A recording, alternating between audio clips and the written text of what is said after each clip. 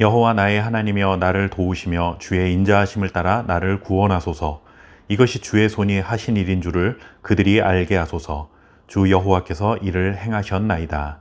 아멘.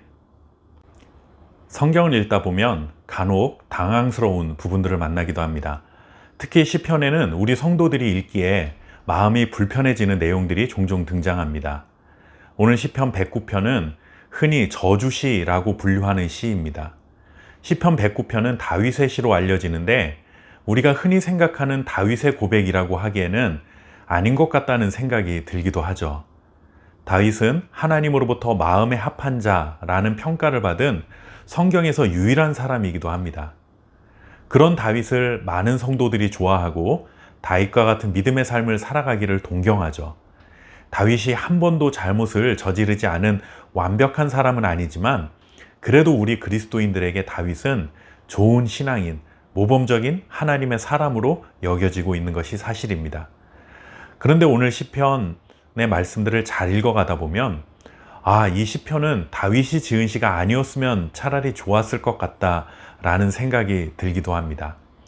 왜냐하면 다윗이 다른 사람들을 저주하는 내용들로 가득하기 때문입니다.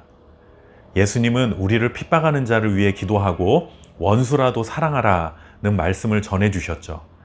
그래서 성도들은 그 말씀대로 살지는 못할지언정 그래도 마음 한구석에는 그렇게 살아야 한다는 부담감이 있습니다. 그 말씀대로 살지 못하는 것 때문에 때로는 스스로 정죄하는 경우도 있죠. 착하게 살아야 하고 원수도 사랑해야 하고 악한 자를 위해 기도해 주어야 한다는 흔히 착한 성도 콤플렉스를 우리 모두는 사실 가지고 있는 셈입니다. 그런데 오늘 시편에 등장하는 다윗의 기도는 차라리 성경이 아니었으면 좋겠다 하는 생각을 하기에 충분한 것 같습니다. 6절부터 19절까지 긴 내용을 누군가를 저주하는 내용으로 채워가고 있습니다. 물론 저주의 대상이 악한 자들인 것은 분명하지만 그래도 어떻게 가장 모범적인 신앙인의 한 사람인 다윗이 이런 기도를 했을까 이해하기가 쉽지 않습니다. 다윗은 그들에게 선을 베풀었고 그들을 사랑했지만 오히려 그들은 다윗을 공격하고 대적하고 악으로 선을 갚고 다윗을 미워했다고 전합니다. 그런 자들에게 심판이 내려지고 생명이 끊어지기를 간구하고 그들의 자녀가 고아가 되고 아내는 과부가 되기를 구합니다. 집을 잃고 떠돌이가 되어 빌어먹는 삶이 되라고 저주하기도 합니다. 그들의 죄를 결코 용서하지 말라고 하나님께 요청하고 있습니다. 이렇게 거칠게 표현할 정도로 다윗이 상처를 많이 받았구나 하고 한편으로는 이해가 되기도 하지만 그래도 다윗의 입에서 나온 기도라고 하기에는 잘 믿겨지지 않는 기도이기도 합니다. 그러나 잊지 말아야 할 것은 이런 거친 언어들조차 하나님은 다윗의 기도로 인정해주고 계신다 하는 것입니다. 상처난 마음을 다른 사람들에게 쏟아놓으면서 저주하는 것이 아니라 하나님께서 이 모든 일들을 바로잡아 주시기를 기도하고 있기 때문입니다.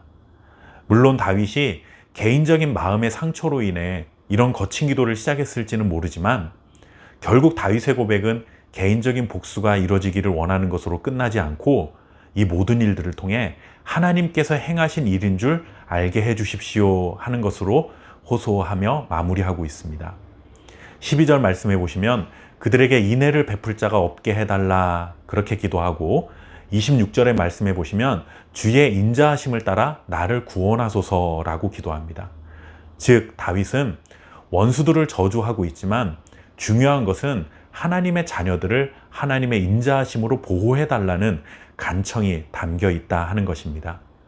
원수들을 저주하는 것이 중요한 것이 아니라 원수들의 어떤 악행 속에서도 하나님의 인자하심으로 상처난 마음을 회복시켜 주시고 모든 어려운 상황으로부터 구원해 주십사 기도하고 있는 것이죠.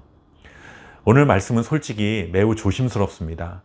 마치 다른 사람을 저주해도 괜찮다는 말씀을 전하는 것처럼 오해될까 해서입니다. 그러나 그리스도인이 어떻게 이런 기도를 할 수 있을까 하면서 아무것도 하지 못하는 것보다는 다윗처럼 거친 언어라 할지라도 하나님 앞에 기도하는 편이 훨씬 더 나은 것은 아닐까요? 성도는 그래서는 안 된다. 이 생각 때문에 제대로 기도도 하지 못하고 그렇다고 확실하게 용서를 한 것도 아니고 분노와 상처를 그대로 끌어안고 살아가면서 말로만 저주하지 않았다고 스스로 위안을 하는 것보다는 오늘 다윗처럼 솔직하게 하나님 앞에 다 쏟아놓는 것이 더 정직한 우리의 모습은 아닐까 하는 생각이 듭니다. 그리고 그렇게라도 기도할 때 하나님께서 모든 문제들을 해결해 가실 것이라는 기대감도 갖게 되는 것이죠. 기도가 무엇일까 하는 더 깊은 생각을 통해 지금보다 성숙한 기도의 사람으로 저와 여러분이 세워져 갈 수 있는 그러한 기회가 되었으면 좋겠습니다. 감사합니다.